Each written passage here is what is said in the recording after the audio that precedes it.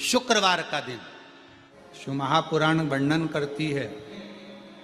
आज भी नियम है, आज भी नीति नियम। जिसके घर में संपदा की कमी होती है, जिसके घर में कर्जा बढ़ जाता है, लक्ष्मी नहीं आती, बहुत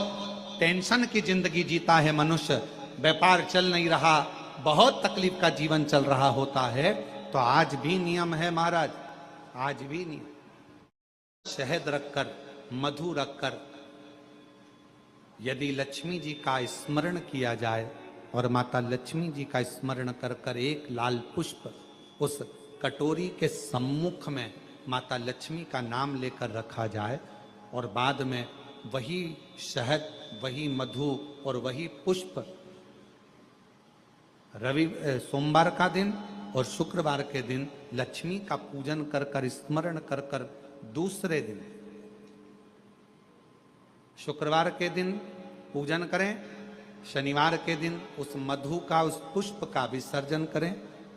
सोमवार के दिन पूजन करें लक्ष्मी जी का स्मरण कर कर, और मंगलवार के दिन अगर विसर्जन करें, 5 या 7 सोमवार या शुक्रवार को यदि आप मधु का भोग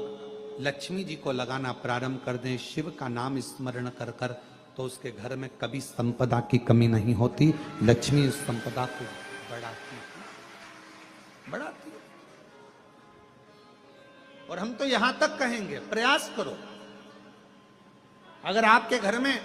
छोटा सा शिवलिंग विराजमान है, आपके घर में अगर छोटा सा शंकर जी का शिवलिंग है,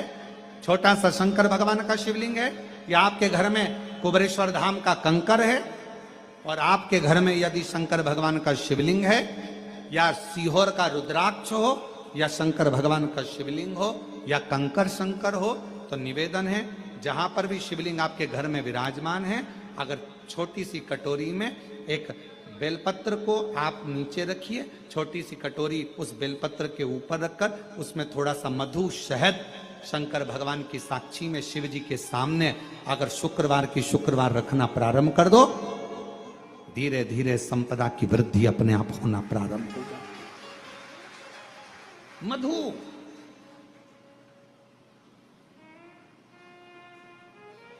देवी भागवत का यह प्रसंग है, छठे स्कंद का 16वां और 17वां अध्याय देवी भागवत का वर्णन करता है। मां लक्ष्मी पृथ्वी पर आ गई, रात्रि को देखा कहीं स्थान नहीं, एक बूढ़ी के स्थान पर, बूढ़ी के दरवाजे पर जाकर विनय करी, शहद मधु पाने को मिला, वर दे दिया, मैं तुझे वर देती हूं, तेरे घर में कभी संपदा की कमी नहीं आई। तूने मुझे मधु दिया, तूने मुझे शहद दिया, 56 भोग दीपावली के दिन माता लक्ष्मी को लोग लगाते हैं, ढेरों सारा गुजिया, पपड़िया, बर्फी, चक्की, मठरी, खाजे, पपड़िया सब लक्ष्मी जी को भोग लगाते हैं। पर यदि एक पान के पत्ते पर भी एक बूंद अगर शहद का दीपावली के दिन अगर रात्रि को भी लक्ष्मी को भोग लगा दिया जाए तो कभी संपदा कम नहीं। शुक्रवार का दिन एक पात्र में जल और दूध ले लीजिए, एक पात्र में देसी गाय का दूध, जल उसमें रखकर, और आपके यहाँ अगर लड्डू गोपाल हो, यदि आपके घर में ठाकुर जी हो, लड्डू गोपाल हो, विष्णु जी का कोई स्वरूप हो, श्री हरि का कोई स्वरूप हो, तो उस पर शुक्रवार के दिन आप संध्या के समय पर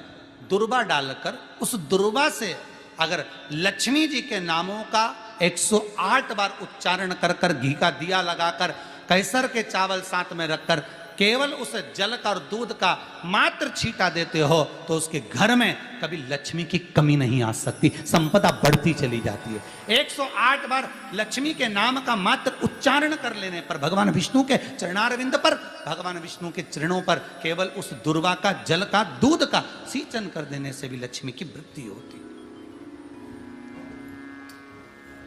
लक्ष्मी देती। और शुक्रवार के दिन माता लक्ष्मी के लिए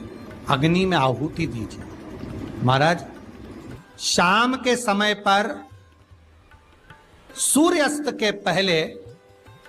शिव महापुराण की कथा कहती है, अग्नि पुराण कहती है, नर्मदा पुराण कहती है, लिंग पुराण कहती है कि बेलपत्री के वृक्ष के नीचे, नीचे तो नीचे वो भी जाने दो, यहां तक वर्णन किया शिव महापुराण में तो कि बेलपत्री का जो फल होता है ना, बेल फल जो होता है,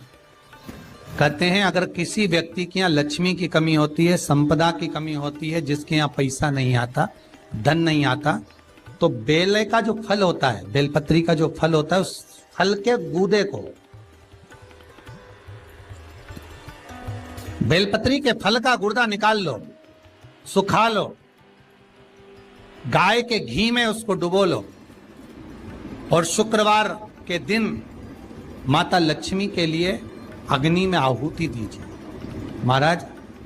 शाम के समय पर सूर्यास्त के पहले ये जो आहुतियां हम बेले के गुर्दे के फल की गाय के घी में डुबोकर माता लक्ष्मी और भगवान विष्णु के नाम से देते हैं, महाराज 2 या 3 शुक्रवार करोगे, लक्ष्मी की कभी कमी नहीं आती, संपदा बढ़ती है। एक प्रयोग और कर देखना, कभी अगर मौका मिले आपको।